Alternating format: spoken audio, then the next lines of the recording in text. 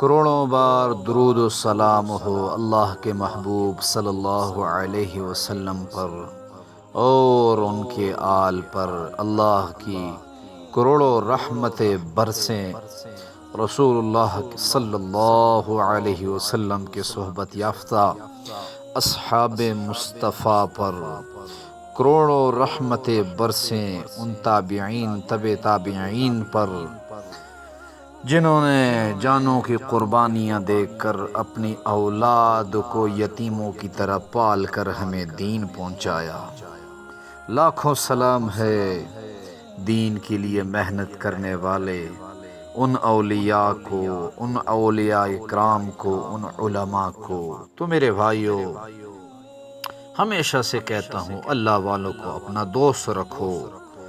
جو اللہ والوں کو اپنا دوست رکھے گا اللہ ان کو دوست رکھے گا۔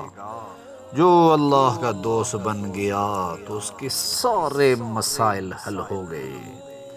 تو آج آپ کو جو یہ وظیفہ بتانے جا رہا ہوں، تو ہر شخص کی یہ خواہش ہوتی ہے کہ میری دعائیں قبول ہو، لیکن دعائیں قبول کیسے ہوتی ہیں؟ دعائیں قبول ہونے کے لیے وہ الفاظ چاہیے جو اللہ کو پسند ہیں۔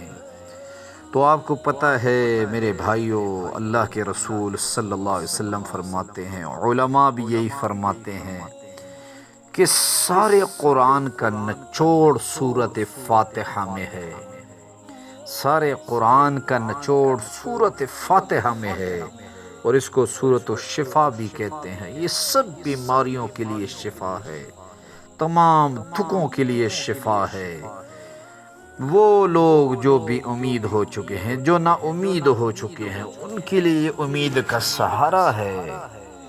تو آپ کو جو وظیفہ بتانے جا رہا ہوں میرے بھائیوں، تو سورۃ فاتحہ یعنی سورۃ شفا پورے قرآن کا نچوڑ ہے، اور اس سورت میں ایک آیت ایاک نعبد و ایاک نستعین، یہ پوری سورۃ فاتحہ کا نچوڑ ہے۔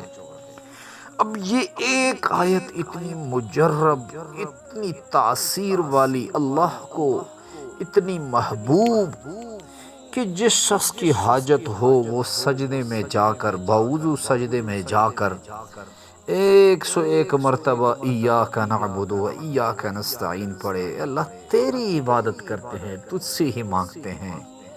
101 مرتبہ پڑھے، اگر وہ نہ پڑھ سکے 70 مرتبہ، اگر وہ نہ پڑھ سکے 33 مرتبہ، اگر وہ بھی نہ پڑھ سکے 13 مرتبہ، اگر وہ بھی نہ پڑھ سکے 7 مرتبہ پڑھے، پھر گڑ گڑا کر اللہ سے دعا کرے، اللہ یقیناً اس کی دعا قبول فرمائے گا۔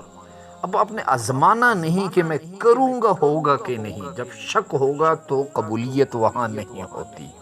یقین کے ساتھ مسجد میں جا کر، مصلی رسول پہ جا کر آپ نے وضو کرنا ہے، اور اس یقین کے ساتھ ایاک نعبد و ایاک نستعین کے وظیفے کو پڑھنا ہے کہ رب ذوالجلال اس مبارک آیت کی برکت جو قرآن کا جز ہے، اس کی برکت سے اللہ میری دعائیں قبول فرمائے گا۔